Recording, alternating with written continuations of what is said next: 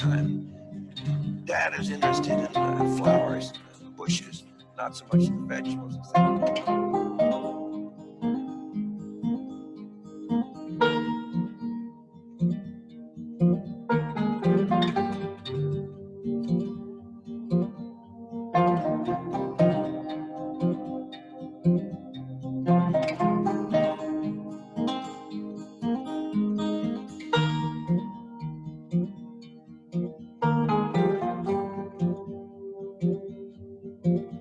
This is the prettiest view of the house, I think, really. The nice balance of it.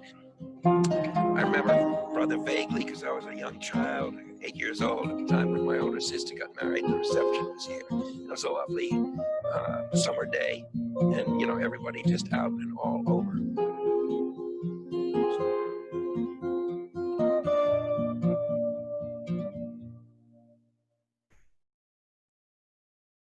Welcome to the fourth episode of Life at the Endicott House. We also want to welcome back many of the viewers who've seen all three episodes thus far. We have a very good, robust show for you today. First off, I want to thank Diane Tavishian for continuing our relationship with MyTech and being able to bring this program to you. I also want to thank our production team. You're going to see today some more enhancements in our video technology as we share with you the back of the house areas. Also note that questions can be asked through the chat box, and we'll answer as many as we can, as well as our trivia contest that we're going to conduct after this final episode. We are going to start with our attic, and we're going to show back of the house areas and our servants' quarters, as well as the renovated kitchens. We're also going to take you down to the basement, and we have another little clip from Brad Endicott talking about when he was young playing down there in the basement, and a lot of hidden secrets. We're also going to do some showing of the gardens, and as we get outside, we have a special guest joining us today. Frederick Olmsted will be sharing with us his concepts in designing the landscape of the original property. So we're very excited, and with that, we will have you make our way up into the attic.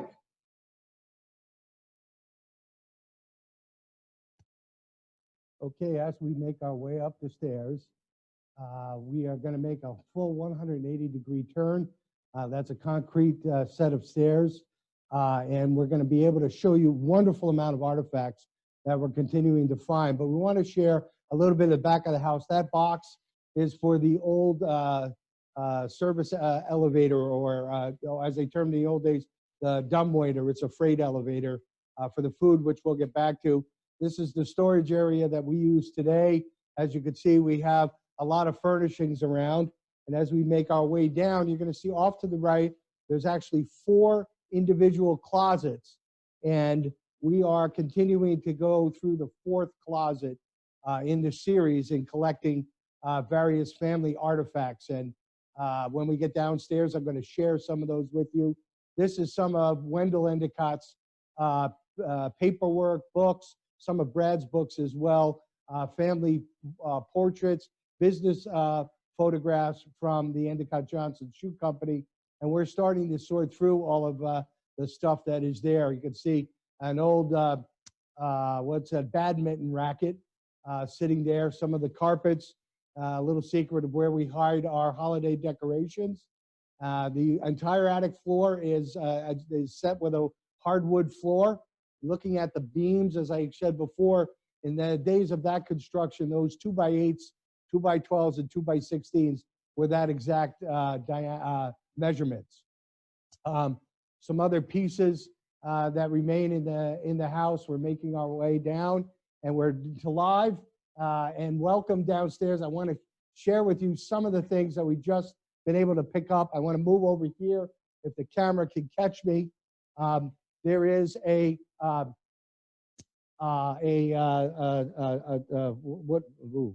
my train of thought. Trunk that was upstairs. This is actually Brad's trunk when they traveled. We found 4 trunks upstairs. One of those opens up and has a set of blankets on one side, and then also drawers. So it's like a dresser that they would have while they were out camping. We also found their sleeping bags. There's about 4 or 5 sleeping bags up there that are in still mint condition, that are over 100 years old. A couple of other things I want to move to, and we'll come back to some others. We found a collection of books that Wendell Endicott wrote in the 1950s that on his travels in Asia, Africa, and the Western United States. And it also describes the gift of the elephant to the Franklin Park Zoo that I talked about, and a number of times the groups came out. We have about 48 copies of these, so they are available for sale. Just kidding around, but if you can see, they're in excellent condition, have been up there since the 1950s. Another wonderful piece that we found was Mrs. Endicott's. If anybody that read Brad's or viewed Brad's video, that we are taking pieces of it, his mother was very much into flying and looking to fly and become a pilot in the Amelia Earhart era. And Brad tells a story that she had him do all the mathematical calculations for him because she was not very good at math. But this is her book, and it says, My Aeronautical Notebook. And it says, Women Flyers of America Incorporated. Just a wonderful piece. If you look inside, and we've got many, many pieces. You can see all of her notes that are in there from the 1940s. We also found, I'll pick that up, Mr. Endicott's a little bit of a diary and a scrapbook. And you're going to see a number of photos as we move on through there, and a correspondence between him and the White House. And with that, I'll come back to some more of this because I had some real exciting stuff. But we want to just take a few minutes, show you the back of the house, make our way down, and then we're going to get to our special guest today, which I know everybody is going to really enjoy hearing from Wendell Endicott. So let's make our way down the staircase. All right, as we're moving down the staircase, you see that freight elevator that I described above, which delivered the food up on the 3rd floor and 2nd floor, room service, basically. And then to the left of that is the 2nd and 3rd floor laundry chutes, which is a full copper tube. And when they came down to the laundry, each tube defined which floor it came to.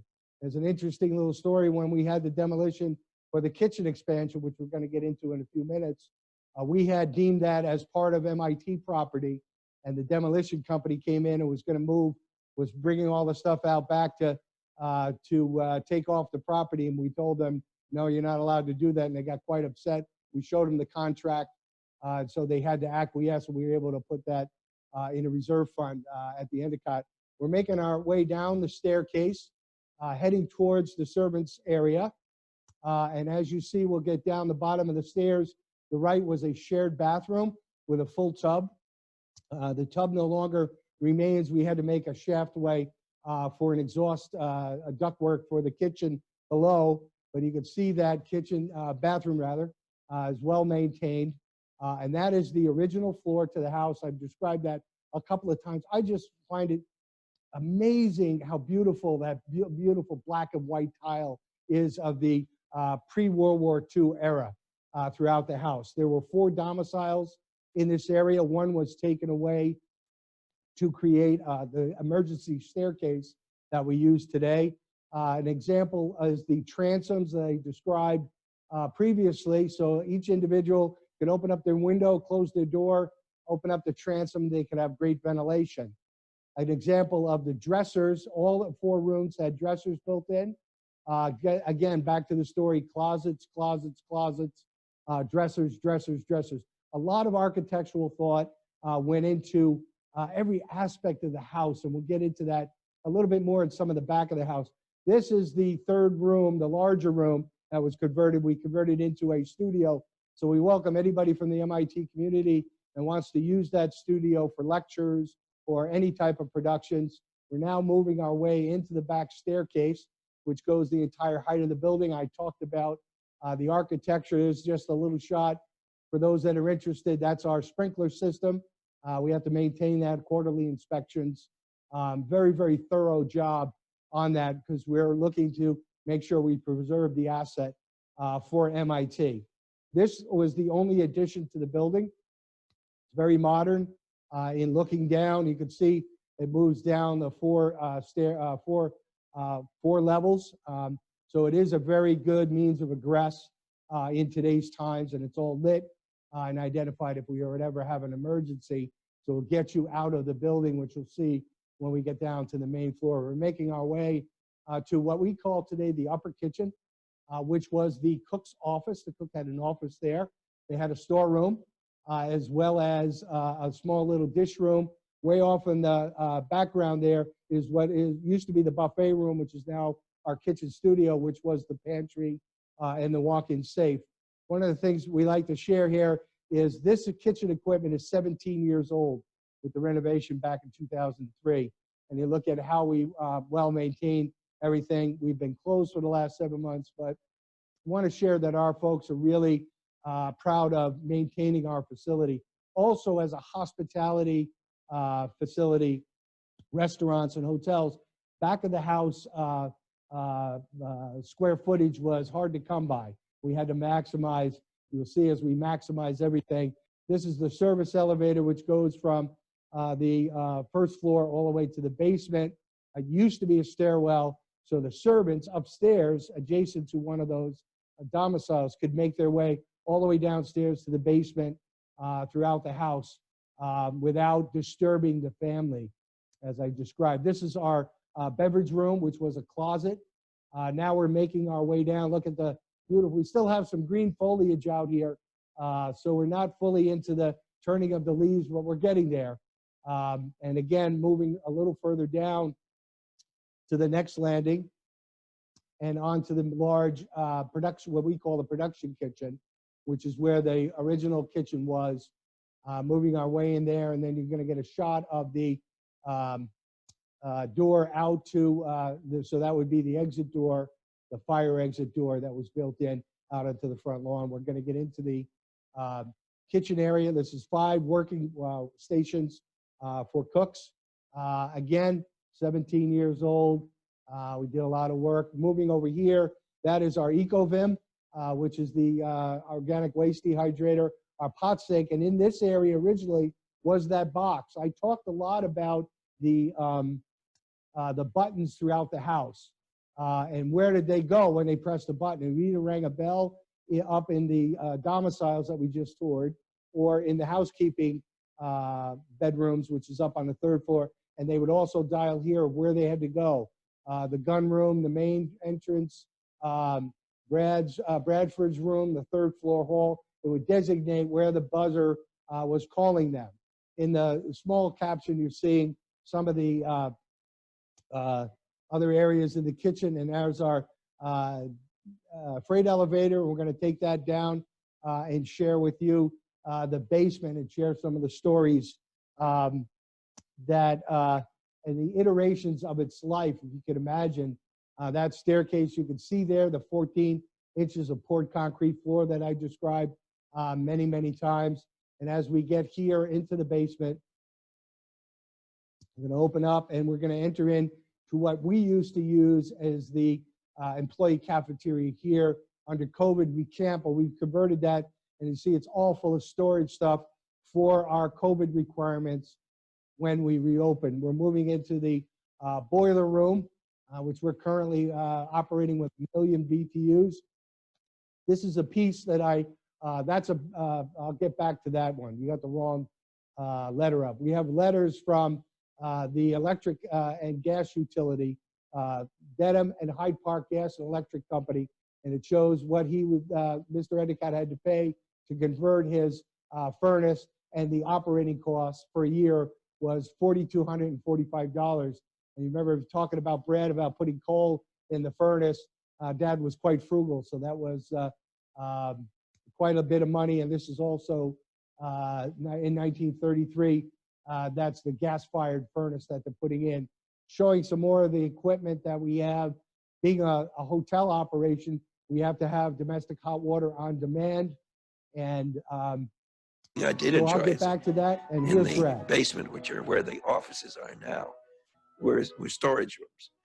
And with my little friends, we'd play hide and seek and sort of turn practically all the lights out. And I could lose them down there. So that's the domestic hot water storage. So that's a great story. As you can see, we're going to show you some other features. And I would have loved to be one, and I welcome anyone. Maybe we could do a hide and go seek after we come back to full operation. And I know myself and a few of our other staff could lose many people down there in what some describe as the catacombs. That is the incinerator, original to the house that the family used to burn their rubbish. That was typical in that day. There's also in the small shot the crawl space underneath that runs around 2/3. Walking down the hallway towards the southeastern side of the house, you see the concrete and how it was so built up in there. This is our telecommunications room. This is all maintained by MIT IS&T. Another little unique little spot is Brad's dark room, which is actually a walk-in cedar closet originally, and Brad had converted. That's why you see off to the right that little light bulb, and that would be red, meaning Brad was inside doing his photography work. So, and then further down this hallway was the chute where the coal bins, coal would come in, which still exists there. It's been sealed closed. We're making our way back towards the area that we have now converted about 40 years ago to our maintenance shop. You can see some of the equipment there and our maintenance shop. And now we're gonna take the elevator back up to the ground floor. My great pleasure and a great opportunity to have Frederick Law Olmsted join us. And so as I take the elevator upstairs, we're gonna have you be introduced to Frederick Law Olmsted himself. Thank you, Michael, for that wonderful introduction. It was my great pleasure to assist Weld in the landscape architecture of this property, work that my sons continued with the adaptation of the new mansion. This raised, long, winding drive was in part a reflection of Weld's desire for the property to focus on the vistas of the landscape. It's also a small reflection in part, perhaps, of Weld's own Yankee modesty. The position of the drive hides the mansion from the view from the street. Conversely, the positioning of the sloping spiral drive with the rock ledge visuals allows the mansion to impact viewers with its sudden appearance and grandeur, and a clear view from the summit of the Charles River and Boston, 10 miles away. The drive was widened to better allow carriages to traverse the way and lined with dogwood trees for both shade and splendor. One of the many examples of the great variety of flora and trees on the property that are the foundation of its own small arboretum. Wow, that was a wonderful, fabulous introduction. And again, you're going to see a variety of photographs we've been able to pull out of the archives of both the Weld era as well as the Endicott family era. And I know there was some conversations about Brad being an avid photographer, and we're trying to work on capturing more of that.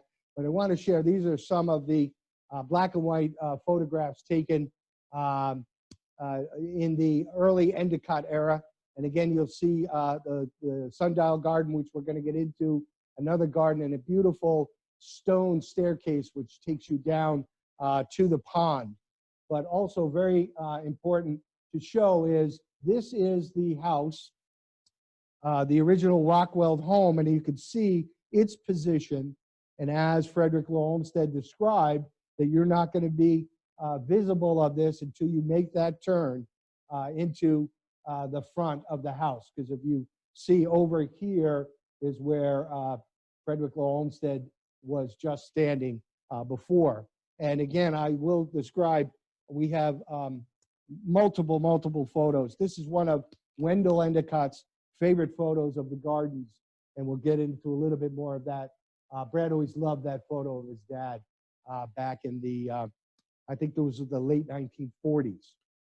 But we're going to get back to some of the artifacts, but let's have Frederick Law Olmsted tell you some more. about the gardens. We find ourselves now in the sunken garden. Please do not mistake my inclusion of gardens in my work, as my work being that of a gardener. My work differs greatly from that of gardeners, both in scale and scope, as well as intent. My work exposes great ledges, dams, streams, makes lakes, bridges, tunnels, canals, and terraces. The intent of this massive undertaking of landscape architecture is that the effect of the scenery as a whole will affect the viewer on an unconscious level. The inclusion of colorful, vibrant gardens such as this and the sundial garden are meant to make the viewer susceptible to the power of scenery. The sunken garden remains today largely as it was created. It was originally viewed from the solarium of the mansion, and there are some additions such as this tree planted by young Brad Endicott in the 1920s.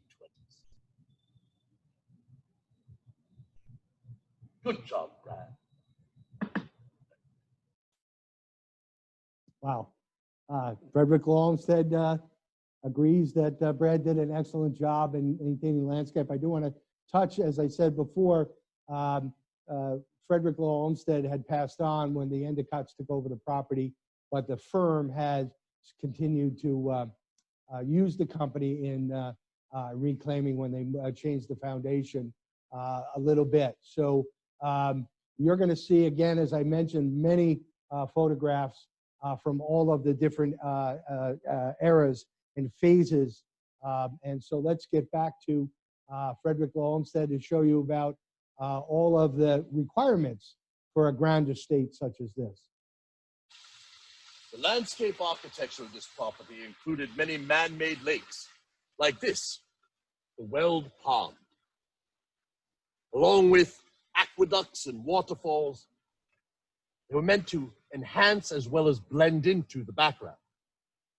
It was my intent that the ecological and spiritually unique qualities of the property be elucidated with powerful effect. Proper landscape design, however, requires sustainability and practicality as well as aesthetics. And with the need to create water sources for animals and livestock, as well as to properly hydrate the property, it required a vast amount of water resources. Therefore, in order to supplement the water mains and to alleviate the need to use sources like this pond, except in cases of drought, and allow it to retain its merely ornamental properties, a vast water tower was constructed.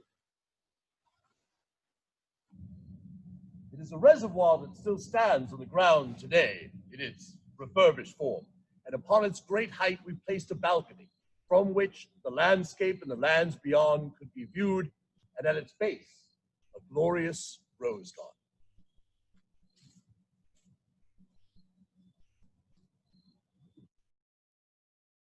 Wow, another great segment. I can't wait to get to the next one. I wanted to share with you that we have worked very hard to maintain the grounds in that Olmsted design and have now installed a permanent irrigation system using the pond water because of today, with droughts and reduction in using potable water, water from the water reservoirs. We have instituted that, and that's what helped us actually improve some of the gardens. There's a couple of other shots coming up that I'm very excited about that you'll see with Frederick Olmsted. And we'll go back to Frederick. Lush landscapes were a signature of my design. Weld and I, along with Charles Sprague Sargent, were involved in the test planting of many species here on the property. They were brought to the property from Weld's patronage, from far-flung places, including Asia and the southern United States. This garden, the Clock Garden, is another example of the melding of beauty and practicality. A ring of luscious roses surrounding a functioning sundial. Efforts continue to bring the roses back to their original effect. I believed in the picturesque style of design. A proper design included low-lying flora and ground level, along with higher bushes, and then above that, trees. And in this case, above all, the great water tower rising above.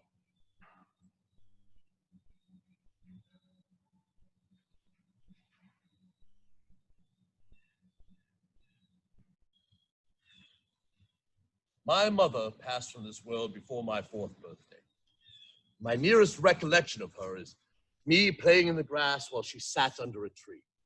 It has always been a great pleasure to my mind to see a woman sat under a tree, attending to her sewing or minding a child. As I have told you, Charles Sprague Sargent and Weld and I were involved in the test planting of many non-native species on this property, but it was not limited to flora such as azaleas, lotus, but rather also included a great variety of trees, like this magnificent weeping beech tree, now over 120 years old. There are a great variety and assortment of trees on this property. In fact, Charles Sprague Sargent, Weld, and I were instrumental in founding the Arnold Arboretum, a nearby example of that effort on a much larger scale. Wow, could have been said better by anyone. That was very, very informative, and it is all very factual. The Arnold Arboretum today, as I tell the story, maintains plantings for the Olmsted Museum in the era of Olmsted's life, the late 1800s. And they keep removing trees and bushes that grow too large for that space, bring them back to the Arboretum, and then replace those at the museum. If those that have a chance, it's a wonderful, wonderful museum. So quickly, I just want to go through a couple of little videos of some of the support space that we have on the property. One, the large barn structure that everybody talks about. And you'll see a lot of the work that our team has done over the COVID shutdown. The entire barn has been repainted, all new trims on it. Can we roll that up on the video screen? There we go. So you can see freshly done. And there is the upper areas where the hay loft was. We use this for maintenance and grounds, our vehicles. This is the garage area where we store our vehicles, lawn equipment, irrigation, and so on and so forth. Such a great job. Our next door neighbor, Mr. Cheever, asked us, because we operate the greenhouse on his property, if we could paint his potting shed the same color. He was very impressed. This is the cottage. I want to tell a quick little story about the cottage. This was actually the caretaker's home during the Weld era. And then the Endicotts purchased the property, expanded this to 11 rooms with a servant staircase in the back, which is quite unique. And they lived in the house in the about 1925 through to 1932 when they moved into what Brad calls the big house. And that we did a lot of extensive work over the season with that. And to bring us back, and I want to share again some of the other wonderful artifacts we have. I would be remiss if I didn't share, along with those, along with the sleeping bags, we found these backpacks that were packed up. So this would probably be Priscilla's when she was young, or Brad's, and this could be Brad's. Looking at it from being from the 1920s and 30s. So this was Priscilla's because it says Priscilla Endicott. So you can imagine. And another piece that we have here is Priscilla went with her dad on a trip out into the western part of the country. And this is wood with leather binding on it, strapping. And it says, "My Western Trip, July 26, 1937. And if I could put this under, we could show from up top. I want to share all of the postcards of those that remember these postcards from that era, that people would collect postcards. She's got a tremendous amount from Yellowstone throughout this wonderful book. It was a very, very interesting find. Going to have to find somebody to help us figure out how to save this because it's absolutely beautiful. Also, we have which are in the MIT archives. These are glass negatives we're taking after the Olmsted property design. And again, they're negatives, prints of negatives. You could see this is a lot of the around the area of the pond and what Olmsted created.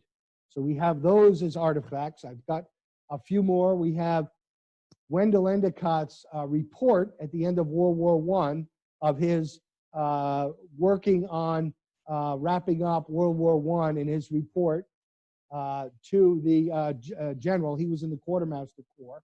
And then also in World War II, he's recommissioned, and he has a report to the commissioner. And as you see on page 1, this is May of 1945, when they began their drafts of how to use the equipment left over from the war. And it shows through this copy that we have here that it was not distributed to the commissioner, but just some interesting stuff. I've only been able to start reading. I read a little bit of his Tented Cities book. And another piece as we go to close. Oh no, I got the last piece is the best. One of the other findings I have here is the transcript records of the Supreme Court of the United States. And I want to read this to you. It's so interesting. The United States Executive Ariel H. Wendell Endicott and Elliot Spaulding as executors of the estate of Henry B. Endicott petitioners versus Andrew W. Mellon, Secretary of the Treasury, and John Raymond McCarl as Controller General, et al., etc., on petition writ certiorari of the Court of Appeals of the District of Columbia. So they are appealing the court decision. And basically what this filing was that Henry Endicott filed on April 1st, 1918, his 1917, got the 2000s in my head, income tax. And he died in early 1920, and the income tax was not cleared. And so there was issues about that income tax. And so Wendell took that all the way to the Supreme Court. The judgment by the Supreme Court was to send it back to the Court of Appeals of the District of Columbia. And I believe that they won their case. The last piece I have here is a collection, if I could turn the camera above, of knives that we had found in the room. And these are various hunting knives that they have. Some of these are very, I mean, a bear's head. And look at how clean and sharp those they still are. It's amazing. And another one, which is a little bit more of like a knight sword, a couple of smaller ones. And one feature that I love this pair is what you have is when you're out camping, you need to make sure you have a very good sharp knife and a fork.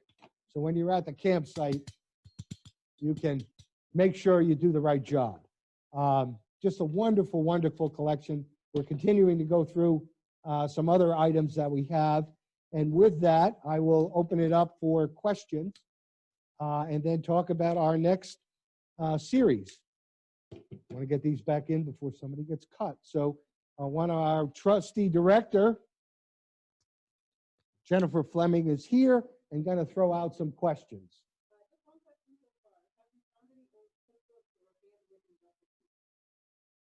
No, but we found some bar recipes from Mr. Endicott. I think that the cooking recipes would probably be something in the cooks, but you never know. If you saw the segment up in the attic that we had, there's a tremendous amount of stuff we're still trying to go through, and we need to be very, very careful.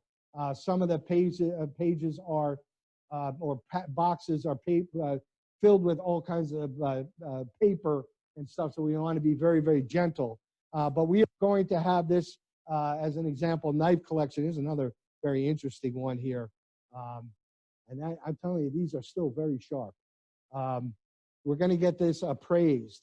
And again, we're able to go in there now because of the gift from Brad's family estate had given us, and we just finished closing off on that with MIT the gift department, and everything was signed off. So that's where we have that. Hopefully, another question. Thus far, that's a very, very good question. So it depends on what you're at. Everybody is enamored with the knife collection, all right? This beautiful collection, if you could shoot that again, I think it's very important. The cedar chest with the, which we found yesterday in getting final preparations for today, with the sleeping bags, 100-year-old sleeping bags, still intact, was absolutely amazing. So we had to seal that back up. I think there's a variety of things. There's also magazines. I would say this, I'll bring this one up again. The Spur, which has the articles. This is 1929, okay?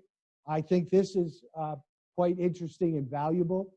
It's a wonderful, wonderful article. I have a lot of reading to do over the next 6 months to try to enhance my understanding of the family history. Also, and I know Diane would be interested in this, is the photographs, the additional photographs that we found. We do have a lot of Brad's stuff, but there have been some other photographs found. And the books, yet to be determined. So there's a wide spectrum of things. Any other questions? Oh, okay. Well, I hope everybody enjoyed. This is one of I enjoyed all 4 episodes, I guess you could tell. But this one, we had a lot of fun with. We were able to bring in Frederick Olmsted and share with you the real design, tells a better story about the property than I can, and be able to incorporate some of the photographs over time. It's nice to share a little bit of the back of the house, areas that most people don't ever get to see. There is the glamour of living in the house, and we did share that. But these findings and continuing to have to do some research for the future to be able to enhance our story of the house. It's been a lot of fun. And one of the things we just discussed, just to kind of go off on a tangent, is we're going to have to find a very secure place. So that dark room that we shared with you downstairs, everything that's in there now may come out, and that would be the room that we would store all of the historical artifacts that we have for this time. With the closing, I love it. I love the more questions. Keep them coming. First 3 episodes are all on our website. This episode will be up on our website. Those are the folks that didn't join us before. So you're going to have to watch those 3 episodes if you want to get into the trivia contest. And there's a couple of little quirky little things. But the other is, you can also share in closing, we have the wonderful book of the history of the Endicott House that was done at our 50th anniversary. We still have copies of that. Diane Simons, our Director of Planning, she can make those available to everyone. She is only charging a markup fee of 120% on those. So, but again, a lot of work to do, a lot of stuff. Hopefully in the springtime, well, we have a couple of other shows coming up. We have January 27th, where Eddie Serrato, our executive chef, is going to do comfort foods, and that we're very excited about that show. He's already started to work on it. And if you go to our website, we have a variety of recipes. And the #1 recipe by the staff that's in there is the meatloaf. So if you want to try that out before the January show, that is a wonderful comfort food as we get into the winter season. And I'm already working on my planting schedule for the March 22nd, I believe it is March 22nd, gardening show for the spring gardens. And we'll have a lot of plantings and seeds and stuff ready to go. And hopefully the weather will be nice so we can do the show outside. But we will also be bringing in some video footage from the greenhouse, because at that point it'll be full of our spring and summer plantings. So with that, I will say adieu and welcome anyone to give me a call or emails or something about all of the stuff today or any of the other episodes. But no, I will not tell you where we're hiding all of these wonderful artifacts. I'll keep that secret with me. All right. Thank you very much and have a good afternoon.